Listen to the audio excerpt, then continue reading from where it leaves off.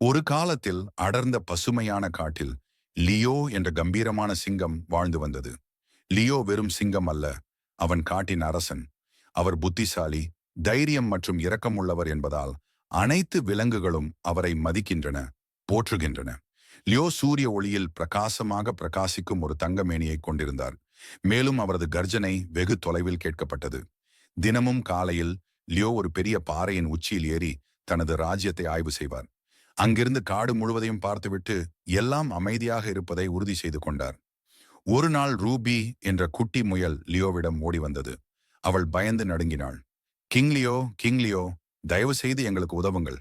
காட்டின் வடக்கு பகுதியில் ஒரு பயங்கரமான தீ பரவுகிறது. அவள் அழுதாள். லியோவின் கண்கள் கவலையால் விரிந்தன. கவலைப்படாதே ரூபி, இதை நாங்கள் பார்த்துக் கொள்கிறோம் என்று நம்பிக்கையுடன் கூறினார். லியோ விரைவாக அனைத்து விலங்குகளையும் சேகரித்து அவர்களுக்கு பணிகளை ஒதுக்கினார். யானைகள் தும்பிக்கையால் ஆற்றில் இருந்து தண்ணீரை எடுத்துச் சென்று தீயில் தெளித்தன. குரங்குகள் மரத்திலிருந்து மரத்திற்கு சுழன்று அனைத்து விலங்குகளையும் பாதுகாப்பான இடத்திற்கு செல்லுமாறு எச்சரித்தன.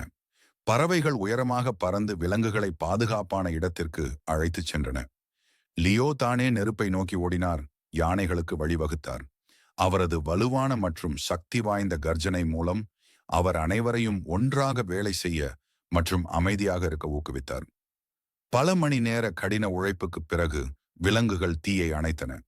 தீ அணைக்கப்பட்டவுடன் லியோ அனைவரும் பாதுகாப்பாக இருப்பதை உறுதி செய்தார். விலங்குகள் தங்கள் வெற்றியை ஆரவாரம் செய்து கொண்டாடின. லியோவின் துணிச்சலுக்கும் தலைமைத்துவத்திற்கும் அவர்கள் நன்றியுள்ளவர்களாக இருந்தனர். காடு மீண்டும் ஒரு முறை பாதுகாப்பாக இருந்தது. அவர்களின் புத்திசாலி ராஜாவுக்கு நன்றி. அன்று முதல் லியோ அனைத்து விலங்குகளாலும் மேலும் நேசிக்கப்படுகிறார். லியோ அவர்களின் ராஜாவாக இருப்பதால் அவர்கள் எப்போதும் பாதுகாக்கப்பட்டு பராமரிக்கப்படுகிறார்கள் என்பதை அவர்கள் அறிந்திருந்தனர். லியோ தயவுடனும் தைரியத்துடனும் காட்டை தொடர்ந்து ஆட்சி செய்தார். விலங்குகள் எப்போதும் மகிழ்ச்சியாக வாழ்ந்தன. எனவே காட்டில் ராஜாவான லியோவின் கதை விலங்குகளுக்கு மிகவும் பிடித்த கதையாக மாறியது.